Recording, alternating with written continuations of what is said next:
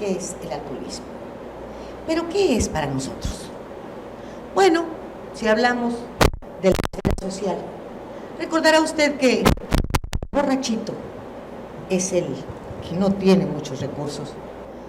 Los ricos, eso solo, se toman unas copas y a veces, al señor, al patrón, se le pasaron las copitas. ¿Qué pasa en desarrollo social cuando ya también enfermedades como el alcoholismo se meten en sectores de la población y se habla también de esta división entre ricos y pobres? Mercedes. Así es una realidad que está vigente en todos los niveles de la población.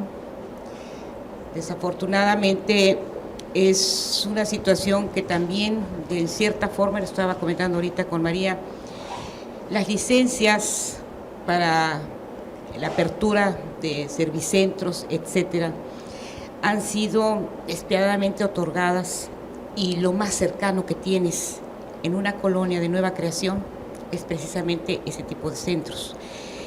¿Qué hacemos nosotros dentro de las políticas públicas en materia de este tipo de problemática y de un sector tan vulnerable?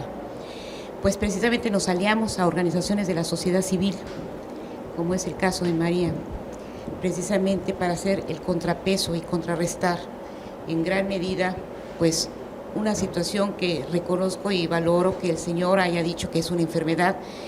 Hay que empezar precisamente por el análisis de que reconozca la persona que tiene un problema y que es una enfermedad. Hay que trabajar muchísimo, precisamente erradicando de las colonias, y sobre todo en las colonias marginadas, lamentablemente es una práctica común.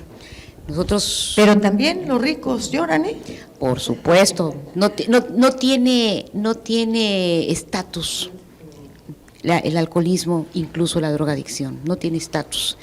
Ha sido una consecuencia de la desintegración también familiar, de la pérdida de los roles y de los valores de la familia, y creo que no debemos de perder de vista como políticas públicas incidir más en favor de ello, ¿no? De las rescate de los valores, del sentido de pertenencia, sentido de arraigo y respeto a su comunidad.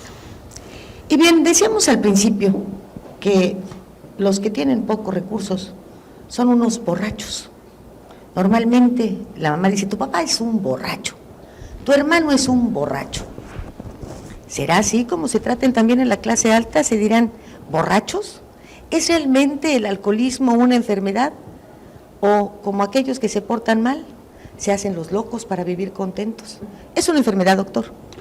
Sin lugar a duda, el alcoholismo definido como tal es una de las dependencias a sustancias ajenas al cuerpo. Es decir, que la drogadicción o la farmacodependencia se refiere concretamente al abuso en el consumo de una sustancia, cualquiera que ésta sea, no necesariamente una sustancia ilícita, sino puede ser un medicamento, ¿verdad?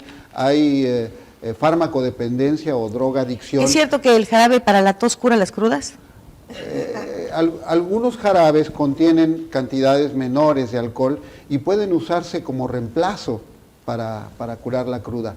La cruda, definida médicamente, es un cuadro de abstinencia, de un síndrome de abstinencia. Pero el punto al que me quería yo referir de manera muy específica es al hecho de considerar que el alcohol, efectivamente, el etanol o alcohol, es una droga, es una sustancia ajena al cuerpo, ¿verdad?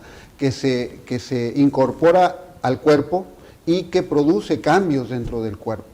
Es una droga o una sustancia que tiene el potencial adictivo. ¿Qué quiere decir adictivo?